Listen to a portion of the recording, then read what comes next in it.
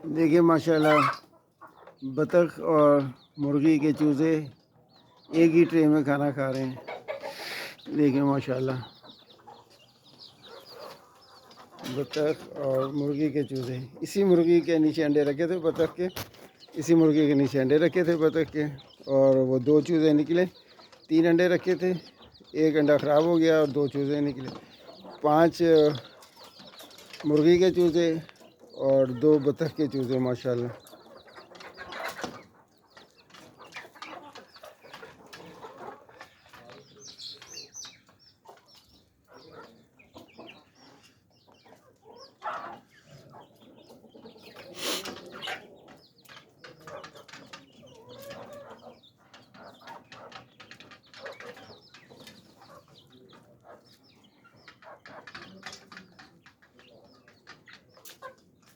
ये मेरा home poultry farm है।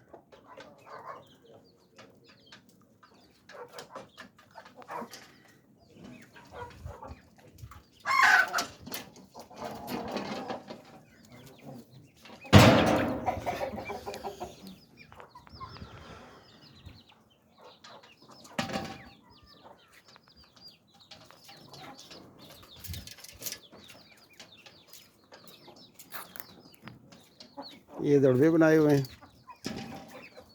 जिसमें ये रहते हैं चूज़े।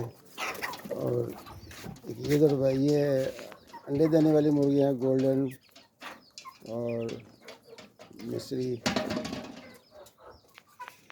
और वो दड़बे हैं उसमें असील मुर्गा, असील मुर्गा मुर्गी।